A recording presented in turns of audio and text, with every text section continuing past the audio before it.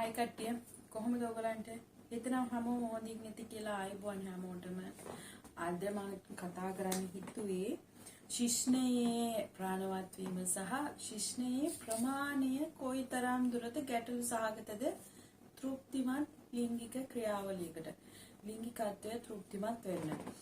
එතකොට ඔගේ මේන් පොයින්ට් එක තමයි ළමයි ශිෂ්ණයේ ප්‍රමාණය ලිංගික තෘප්තිමත් භාවයට වැදගත් වගේම ශිෂ්ණය කුඩා වීම ලිංගික තෘප්තිමත් වීමක් නැති කිරීමට හේතුවක් වෙන්නේ නැහැ. ලිංගික තෘප්තිමත් වීම පාලනය කිරීමට හේතුවක් වෙන්නේ ශිෂ්ණයේ කුඩාව. ඒකට හොඳම උදාහරණය තමයි පුද්ගලයාගෙන් පුද්ගලයාට ශිෂ්ණයේ ප්‍රමාණය වෙනස් වීම. උදාහරණය තමයි පුද්ගලයාගෙන් පුද්ගලයාට ශිෂ්ණයේ ප්‍රමාණය වෙනස් සහ රටකින් රටක මිනිස්සු අතර ශිෂ්ණයේ ප්‍රමාණය වෙනස්. ඔය හැම එකම එක වගේ නෑ. එතකොට අපි හඳුනා ගන්න ඕන ගැටලුව තමයි මෙතන ශිෂ්ණයේ ප්‍රාණවත් වීම. ශිෂ්ණයේ ප්‍රාණවත් වීම සහ නොවීම කියන දෙක ගැටලුවක්. ශිෂ්ණය හොඳට ප්‍රාණවත් වීම තුළ ඒකේ කුඩාද ලොකුද කියන එක මං හිතන්නේ ගැටලුවක් වෙයි කියලා. ශිෂ්ණය හොඳින් ප්‍රාණවත් වී තිබීම සහ තමන් ලිංගික ක්‍රියාකාරකම් වල යෙදීමට මනාව පුහුණුවක් මනාව දැනුමක් ලැබලා තියෙන්න ඕන. පුහුණුවක් කියලා කිව්වම මේ හතර වටේම ගිහිල්ලා කරන එක ගැන නෙමෙයි මම කියන්නේ. මනාව දැනුමක් ලැබලා තියෙන්න ඕන. කොහොමද කාන්තාවක් ලිංගිකව තෘප්තිමත් කරන්නේ? කොහොමද පිරිමියෙක්ව ලිංගිකව තෘප්තිමත් කරන්නේ කියලා මේ කාන්තාව සහ පිරිමි කියන දෙපාර්ශ්වයේ හොඳ දැනුමක් හොඳ අවබෝධයක් ඒ ගැන තියෙන්න ඕන.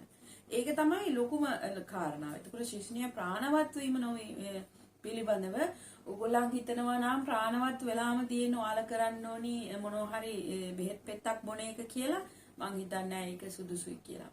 මේ YouTube channel තියෙනවා ලංකාවේ අය කරන. එතකොට යුරෝප පිට රට අය කරන YouTube channel තියෙනවා. ඕ වගේ තියෙනවා තෙරපි ක්‍රම. ශිෂ්ණය ප්‍රාණවත් නොවීම පිළිබඳව තෙරපි ක්‍රම තියෙනවා. ශිෂ්ණය හොඳට ප්‍රාණවත්ව තියාගන්න ක්‍රමානුකූලව ස්ටෙප් බයි ස්ටෙප් යන්න තියෙන තෙරපි ක්‍රම තියෙනවා. එතකොට ඔයාලා හිතනවා නම් පෙත්තක් බීලා අපි මේක පාලනය කරගන්න ඕන. එහෙම නැත්නම් අල්ලපු ගෙදර කෙනාගෙන් ඇඩ්වයිස් එකක් අරගෙන තමයි මේක පාලනය කරගන්න ඕන කියලා සම්ප්‍රදායික ක්‍රමයට අරයාගේ මෙයාගෙන් බෙහෙත් තුණ්ඩු ලියාගෙන ඒ බෙහෙත් පාවිච්චි කළා තමයි මේකට ප්‍රතිකර්ම ලබා ගන්න ඕන කියලා. එතකොට ඕගොල්ලන් එතන ලොකු ගැටලුවකට මුහුණ දෙනවා.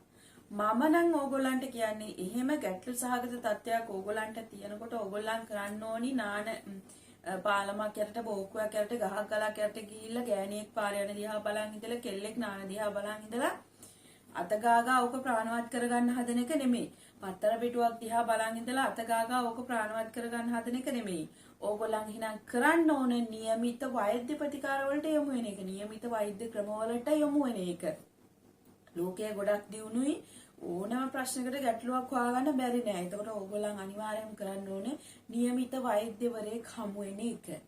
අරයාගේ මෙයාගෙන් උපදෙස් ලබලා ඒ දේවල් වලට හුරු වෙනවට වැඩිය ඕගොල්ලන්ගේ අයිතිය තමයි ඕගොල්ලන්ට ප්‍රතිකාර ලබා ගන්න નિયમિત වෛද්‍යවරයා හමු වෙන එක. එතකොට වෛද්‍යවරයාගෙන් ඔයාලට ස්ටෙප් බයි ස්ටෙප් ප්‍රතිකාර ලැබෙනවා. එතකොට වෛද්‍යවරයා ඔයාලට කියලා දෙනවා යන්න ඕන ක්‍රම කරන්න ඕන ස්ටෙප් අඩුම තරමේ දැන් වෛද්‍යවරයාගෙන් ඔයාලට අනුමැතිය ලැබෙනවා. දැන් තමයි ඔයාලට සුදුසු කාලය කාන්තාවක් දිහා බලාගෙන හරි ඔයාගේ ශිෂ්ණය ප්‍රාණවත් කරන ක්‍රම කරන්නේ. තෙරපි ක්‍රම තියෙනවා ඕනි තරම්. මේවා විද්‍යාත්මක මිනිස්යාගේ අවශ්‍යතාවය වෙනුවෙන්ම සකසපු දේවල් මේ ක්‍රම. එතකොට ඔය තෙරපි ක්‍රම වලට යොමු වුණාම ඔය ගැටලුව සිම්පලි ඔයාට විසඳ ගන්න පුළුවන්.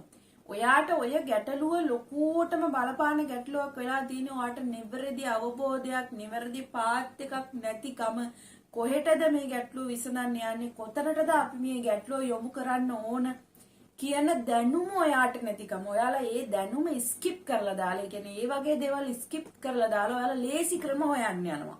බෙහෙත් පෙත්ත ගහලා හරි එහෙම නැත්නම් ගෑණියෙක් දිහා බලාගෙන ඉඳලා හරි ඕක ප්‍රාණවත් කරගන්න යනවා නම් ලොකු කරදරයකට ඕගොල්ලන් වැටෙනවා කියන එක මතක තියාගන්න. ඒක නිසා හැමතිස්සෙම ඔළුවට ගන්න ලෙඩ දුක් ලෙඩ රෝග මිනිසාට තමයි හැදෙන්නේ. ඔය සෑම කරදරයක්ම සෑම දෙයක්ම ඇති වෙන්නේ මිනිසාට. ඒ සෑම දෙයකටම ප්‍රතිකර්ම තියෙනවා.